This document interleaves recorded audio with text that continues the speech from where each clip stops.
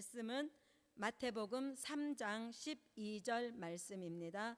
마태복음 3장 12절 말씀 제가 봉독해 드리겠습니다. 손에 키를 들고 자기의 타작 마당을 정하게 하사 알곡은 모아 곳간에 들이고 쭉정이는 꺼지지 않는 불에 태우시리라. 알곡은 모아 곳간에 들이고 쭉정이는 꺼지지 않는 불에 태우시리라. 아멘. 네, 오늘 말씀은 알곡을 거두시는 역사입니다. 알곡을 거두시는 역사. 네, 육적인 세계의 쭉정이는 논바닥에 버려지고 또 짐승의 밥이 됩니다. 영적인 세계의 쭉정이는 오늘 말씀과 같이 꺼지지 않는 불에 태워진다고 말씀하고 있습니다. 지난 2000년 동안 예수님을 안 믿는 사람을 믿게 했고, 지금도 믿지 않는 사람은 믿게 해야 하는 일도 참으로 중요합니다. 그러나 이제는 알곡이냐 쭉정이냐를 논하는 시대가 되었습니다. 첫 번째로 씨를 뿌리는 역사입니다. 씨를 뿌리는 역사. 마태복음 13장 18절로 23절 말씀인데 오늘 말씀이 좀 많아서 23절만 읽겠습니다. 마태복음 13장 18절로 23절 중에 23절만 읽겠습니다. 좋은 땅에 뿌리웠다는 것은 말씀을 듣고 깨닫는 자니 결실하여 혹 100배, 혹 60배, 혹 30배가 되느니라 하시더라. 아멘. 아멘. 본문에 씨 뿌리는 말씀을 하고 있으니 씨를 뿌리지 않고는 거둘 것도 없는 것입니다. 씨를 뿌렸기에 거두는 역사가 있는 것입니다. 우리가 예수님을 모르고 있을 때 주의 종이나 우리의 믿음의 이웃을 통해서 복음의 씨를 우리 마음밭에 심어 주셨습니다. 예수님의 복음의 씨앗이 길가 밭과 그리고 돌밭, 가시떨기밭, 또 좋은 땅에서 내 부류의 사람의 마음밭에 복음의 씨앗이 뿌려지는 이 역사가 씨 뿌리는 역사요, 된 일의 말씀을 전하는 은혜시대 역사인 것입니다. 은혜시대 천국 복음을 받을 때도 내 부류의 사람이 있었던 것 같이 선지서와 요한계시록의 말씀을 받을 때도 똑같이 내 부류의 사람이 있다는 것입니다.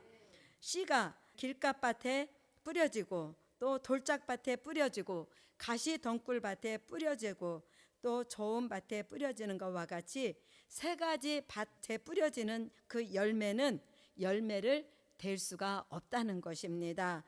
길가밭, 돌짝밭, 가시덩굴밭은 열매가 되지 못하고 옥토, 좋은 밭에서만이 30배, 60배, 100배의 열매를 맺게 된다는 것입니다. 지난 2000년 동안 복음의 씨를 그러면 어떻게 뿌려왔는가? 사도행전 4장 10절로 12절 말씀에는 다른 이로서는 구원을 얻을 수 없나니 천하 인간의 구원을 얻을 만한 다른 이름을 우리에게 주신 일이 없다고 말씀하고 있습니다. 또 사도행전 16장 31절 말씀에는 주 예수를 믿으라 그리하면 너와 내 집이 구원을 얻으리라고 말씀하셨습니다. 또 요한복음 14장 6절 말씀에는 내가 곧 길이요 진리요 생명이니 나로 말미암지 않고는 아버지께로 갈 자가 없다고 말씀하셨습니다. 나사렛 예수 그리스도 그분만이 우리를 죄 가운데서 구원하여 주시는 역사인 것입니다. 그 예수의 이름으로 우리가 회개하고 죄 사함을 받았고 또 세례를 받았고 또 축복을 받았고 또 병을 고치고 귀신을 쫓아내는 역사가 있었습니다. 이 역사가 은혜시대 역사요, 씨를 뿌리는 역사인 것입니다. 그런데 언제부턴가 다원주의가 팽배해지고 예수님 말고도 구원이 있다고 하는 사람들이 나오는 시대가 되었다는 것입니다. 그러나 오늘 조금 전에 드린 말씀과 같이 사도행전 4장 10절로 12절, 사도행전 16장 31절, 요한복음 14장 6절 말씀 외에도 더 말씀이 있는데 이 말씀에 근거하여서 예수 그리스도 말고는 절대로 구원의 역사가 없다는 것입니다. 오직 예수 그리스도만이 우리를 구원하실 분이시라는 것입니다. 사도행전 1장 8절 말씀에는 너희에게 성령이 임하시면 권능을 받고 예루살렘과 유대와 사마리아와 땅끝까지 이르러 내 증인이 되리라고 말씀하셨습니다. 씨 뿌리는 역사는 예루살렘에서 시작해서 땅끝까지 이르게 되면 그 땅끝에서부터 이제 새로운 복음의 시작이 이루어지게 되는 것입니다. 씨 뿌리는 복음, 은혜 시대 복음의 역사는 땅끝에 오면 끝이 나고 쇠잔해지게 된다는 것입니다. 이것이 씨 뿌리는 역사를 통해서 지금까지의 은혜 시대 역사인 것입니다. 그런데 씨 뿌리는 일을 주님이 오시는 그날까지 계속할 수는 없기에 이제 예수님은 오늘 본문 말씀 마태복음 3장 12절 말씀과 같이 손에 키를 들고 자기의 타작마당을 정하게 하사, 정하게 하신다는 것은 이제는 구별하신다는 것입니다. 그래서 정하게 하사 알곡은 모아 곳간에 들이고 쭉정이는 꺼지지 않는 불에 태우신다고 말씀하고 있습니다. 그렇다면 우리는 이제 씨를 뿌리는 교회로 갈 것인가, 알곡을 거두는 교회로 갈 것인가 하는 중요한 선택을 우리가 해야 된다는 것입니다. 자, 두 번째로는 알곡을 거두는 역사입니다. 알곡을 거두는 역사, 마태복음 3장 12절 말씀입니다. 본문 말씀인데 다시 한번 읽겠습니다. 손에 키를 들고 자기의 타작마당을 정하게 하사 알곡은 모아 곳간에 들이고 쭉종이는 꺼지지 않는 불에 태우시리라. 아멘. 아멘. 본문의 알곡을 거두기 위해 자기의 타작마당을 정하게 하신다고 주님이 직접 말씀하셨습니다. 이 말씀대로 씨를 뿌리는 역사를 통해서 30배, 60배, 100배의 열매가 발생했으니 그 알곡을 거두시는 것은 마땅한 것인 것입니다. 그 누구도 자신이 쭉정이가 된다고 생각하는 사람은 절대로 없습니다. 누구나가 다 알곡이라고 생각을 합니다. 알곡과 쭉정이는 벼 이삭이 올라올 때 결정되어지는 것이 아니라 올라올 때는 다 알곡을 목적하고 열매가 올라오게 되는 것입니다. 그런데 올라오는 과정에서 그 과정에서 알곡과 쭉정이로 갈라지게 된다는 것입니다. 이 여기서 가장 중요한 것입니다. 그래서 알곡과 쭉정이로 갈라지는 그 과정에서 우리가 쭉정이 편으로 가서는 안 되고 알곡 편에 서야 된다는 것입니다. 그럼 알곡과 쭉정이의 차이점을 우리가 알아야 되겠죠. 그래서 알곡과 쭉정이의 차이점은 알곡은 시간이 갈수록 고개를 숙이고 마음의 자세를 낮추고 겸손할 줄 아는 사람이 알곡의 자세라는 것입니다. 또한 알곡은 벼가 익어지면 점점 노란 색을 띠고 금색을 띠는 것처럼 믿음으로 살게 된다는 것입니다. 쭉정이는 가면 갈수록 고개를 들고 비가 한 번만 와도 물이 들어가서 썩게 되므로 그 쭉정이의 색깔이 새카맣게 된다는 것입니다. 또 알곡과 쭉정이의 차이점 가장 중요한 것은 알곡은 그 속이 꽉 차 있다는 것입니다. 그러나 쭉정이는 그 속이 비어 있다는 것입니다. 가장 두드러지게 차이점은 꽉 차 있고 또 속이 텅 비어 있다는 차이점을 우리가 볼 수 있는 것입니다. 저와 여러분은 이 시대에 주신 선지서가 요한계시록 같이 이루어지는 예언의 말씀으로 꽉 채워지는 열매 축복이 저와 여러분이 되어야 될 줄 믿습니다. 그렇다면 알곡이 되려면 우리가 어떻게 해야 될까요? 첫 번째로는 이슬 단비를 내리셔서 온전한 알곡을 만드신다입니다. 미가서 5장 7절로 9절 말씀입니다. 함께 읽겠습니다. 야곱의 남은 자는 많은 백성 중에 있으리니 그들은 여호와에게로 쏘내리는 이슬 같고 풀 위에 내리는 단비 같아서 사람을 기다리지 아니하며 인생을 기다리지 아니할 것이며 야곱의 남은 자는 열국중과 여러 백성 중에 있으리니 그들은 수풀의 짐승 중에 사자 같고 양떼 중에 젊은 사자 같아서 만일 지나간즉 밟고 찢으리니 능히 구원할 자가 없을 것이라. 네 손이 네 대적 위에 들려서 네 모든 원수를 진멸하기를 바라노라. 아멘. 아멘. 알곡을 거두시는 역사에 빼놓을 수 없는 게 이슬과 단비 은혜입니다. 곡식이 익을 때가 되면 봄, 여름에 내리지 않던 이슬이 가을 되면 곡식 위에 내려서 곡식을 여물도록 만들어 주시는 은혜가 이슬과 단비의 은혜인 것입니다. 알곡을 만들어 주시는 역사인 것입니다. 이처럼 마지막 때 열매를 맺을 사람에게 하나님이 이슬과 단비의 은혜를 부어주시니 이슬과 단비가 내리는 은혜 자리에 나와야 된다는 것입니다. 히브리서 4장 16절 말씀에 보면 때를 따라 돕는 은혜를 받기 위하여 은혜의 보좌 앞에 담대히 나갈 것이니라고 말씀하고 있습니다. 이슬과 단비가 내리는 곳으로 우리가 모여져야 된다는 것입니다. 이렇듯 이슬의 은혜는 남이 모르는 사이에 자신만 알도록 내려주시는 은혜가 이슬과 단비의 은혜인 것입니다. 단비라는 은혜는 가물었던 메말랐던 심령에 단 한 번만 주셔도 단번에 해갈을 받을 수 있는 은혜가 단비의 은혜인 것입니다. 이슬과 단비는 선지서와 요한계시록 될 일의 말씀을 전하는 곳에 내려지는 은혜인 것입니다. 그러므로 이슬 단비는 아무 데서나 내리는 것이 아니라 특별하게 오늘 말씀과 같이 이제 선지서와 요한계시록 될 일의 말씀이 전하여지는 그곳에 이슬과 단비 은혜가 내려지게 되고 이슬과 단비를 받게 되면 인생이나 사람을 기다리지 않게 되고 민족의 환란이 일어나도 죽지 않고 살아 생존하여 남은 자가 된다는 것입니다.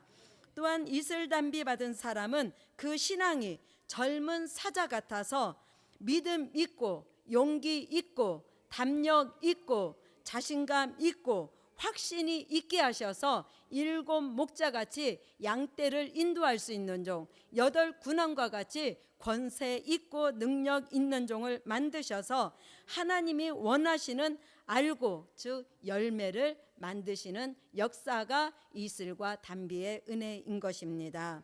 아멘. 두 번째로는 추수하는 종을 필요로 하신다입니다. 추수하는 종을 필요로 하신다. 이사야 41장 14절로 15절 말씀을 읽겠습니다. 지렁이 같은 너 야곱아 너희 이스라엘 사람들아 두려워 말라. 나 여호와가 말하노니 내가 너를 도울 것이라. 네 구속자는 이스라엘의 거룩한 자니라.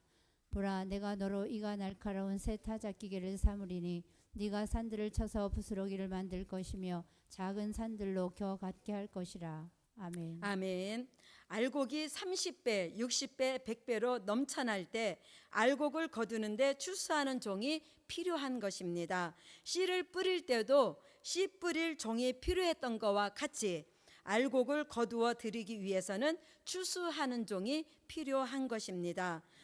이사야 41장 14절로 15절 말씀 새 타작 기계로 쓰실 종은 지렁이같이 야곱같이 미약하지만 정한 때가 되면 이가 날카로운 새 타작 기계로 만들어서 추수할 수 있는 종으로 하나님이 만들어 주신다는 것입니다.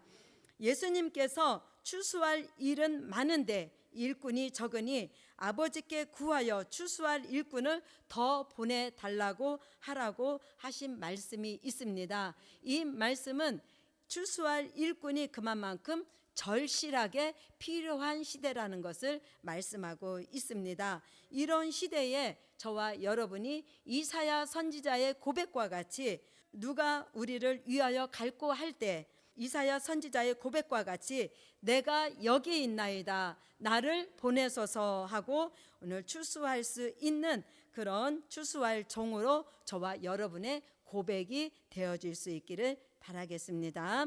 아멘. 그렇다면 추수가 시작될 때에 이제 무슨 일이 있을까요? 세 번째로 갈라놓아 구별하시는 역사입니다. 갈라놓아 구별하시는 역사. 마태복음 3장 12절 오늘 본문 말씀입니다.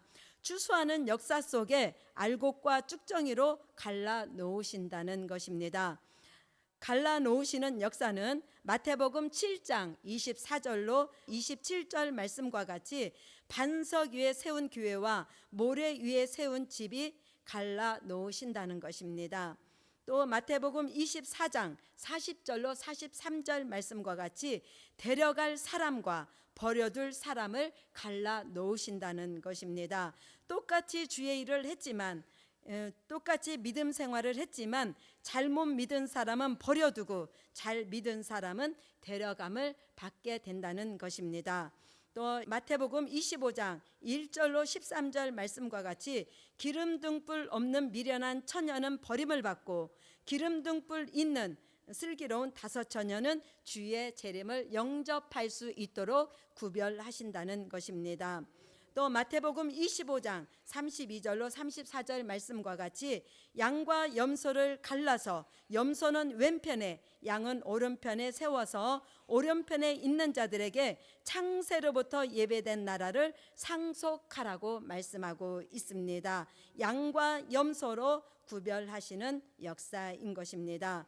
또 계시록 22장 11절 말씀에는 의로운 자와 불의한 자를 갈라 놓으시고 거룩한 자와 더러운 자를 갈라 놓으시는 역사가 추수기에 있게 된다는 것입니다.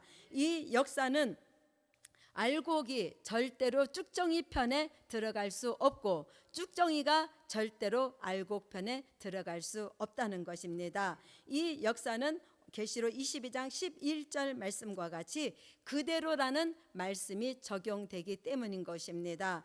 그대로라는 말씀으로 알곡은 알곡으로 확정되어지고 쭉정이는 쭉정이로 확정이 되어지므로 그대로가 이루어지게 된다는 것입니다. 그러므로 이런 시대에 저와 여러분은 하나님이 원하시는 알곡으로 확정지어지는 역사가 있기를 바랍니다. 아멘. 네 번째로는 하나님의 나라는 열매를 필요로 하신다입니다. 하나님의 나라는 열매를 필요로 하신다. 마태복음 21장 43절 말씀입니다. 그러므로 내가 너희에게 이르노니 하나님의 나라를 너희는 빼앗기고 그 나라의 열매 맺는 백성이 받으리라. 아멘. 본문에서 열매 맺는 백성이 하나님의 나라를 유업으로 받는다고 말씀하고 있습니다. 이 하나님의 나라는 계시록 11장 15절 같이 이루어지는 나라로서 천년 왕국은 열매를 필요로 하시는 나라라는 것입니다. 쭉정이는 한 알갱이도 절대로 들어갈 수 없는 나라가 천년 왕국인 것입니다. 타작마당을 정하게 하실 때 꼭 알곡이 저와 여러분이 되어야 천년왕국에 들어갈 수 있게 된다는 것을 말씀하는 것입니다. 그렇다면 열매는 어떤 것이 열매일까요? 그 열매를 말씀드리면 계시록 7장 1절로 4절 말씀과 같이 하나님의 입맞은 종 14만 4천이 열매가 되어지는 것입니다. 계시록 14장 1절로 4절 말씀에 보면 이마에 하나님의 이름과 어린 양의 이름을 새기고 처음 익은 열매로 하나님과 어린 양에게 속한 자로 하나님의 입맞은 종이 열매가 되는 것입니다. 처음 익은 열매, 그래서 하나님께 속한 그 종이 바로 열매가 되어지는 것입니다. 아멘. 또 변화체 된 종이 열매가 되는 것입니다. 이사야 25장 6절로 8절 말씀과 같이 골수의 기름 오래 저장한 맑은 포도주를 먹고 사망이 영원히 멸하여 지면 고린도전서 15장 51절로 54절 말씀과 같이 죽을 몸이 죽지 않고 썩을 몸이 썩지 않는 변화체가 된다는 것입니다. 이 변화체된 종은 데살로니가전서 5장 23절 말씀과 같이 영과 혼과 몸이 우리 주 강림하실 때 흠없이 보존되게 된다고 말씀하고 있습니다. 또 열매는 예수 그리스도의 형상을 이루는 종이 열매 되어지는 종입니다. 예수 그리스도의 형상은 갈라디아서 4장 19절 말씀과 같이 그리스도의 형상을 이루기 위해서는 이제 해산하는 고통이 따른다고 말씀하고 있습니다. 또 빌립보서 3장 21절에는 우리의 낮은 몸을 영광의 형체의 몸과 같이 변화시켜 주신다는 것입니다. 또 고린도전서 15장 44절로 49절 말씀에는 첫째 아담의 형상을 입은 우리가 둘째 아담 예수 그리스도의 형상을 입을 때 열매가 되어질 수 있게 된다고 말씀하고 있습니다. 하나님의 나라는 이런 열매를 필요로 하시는 것입니다. 그래서 하나님의 입맞은 종이 열매요, 변화체된 종이 열매요, 예수 그리스도의 형상을 이룬 종이 열매가 되어서 천년 왕국 그리스도의 나라에 들어가게 되는 것입니다. 알곡을 거두시는 역사를 하나님은 계획하고 계시고 또 그것을 선지자들의 입을 통해서 예언하셨고 이 시대의 종들을 통해서 역사하고 계십니다. 그러므로 이 시대에 추수하는 사명이 있는 종들은 오늘 추수할 그 사명감을 저와 여러분이 가져야 될 때인 줄 믿습니다. 아멘. 결론으로는 끝까지 견디어서 하나님의 나라를 유업으로 받으라. 아멘. 끝까지 견디어서 하나님의 나라를 유업으로 받으라. 아멘. 기도드리겠습니다. 고맙고 감사하신 아버지 하나님, 오늘 우리 속에 쭉정이의 습관을 완전하게 벗어버리게 하여 주시옵시고 오늘 알곡으로 선택받는 종의 축복이 이루어질 수 있도록 하나님의 입맞은 종의 반열에 서게 하시고 오늘 변화체 되어지는 종으로 날마다 세임받는 종들이 되어지게 하여 주시옵시고 하나님 말씀과 같이 오늘 예수 그리스도의 형상이 이루어지는 열매 축복이 우리 모두 이루어지게 하셔서 하나님의 나라에 들어갈 수 있는 종들이 모두 되어질 수 있도록 역사해 주시옵소서. 오늘도 드려진 예물 있습니다. 하나님 이제 굽이굽이 오늘 드려진 이 예물의 제목대로 하나님께서 축복해 주시고 또한 이제 더 많은 것으로 축복해 주시는 역사를 하나님 허락하여 주시고 또한 열매 축복이 이루어질 수 있도록 도와주시옵소서. 하는 예수님의 이름으로 기도드립니다. 아멘.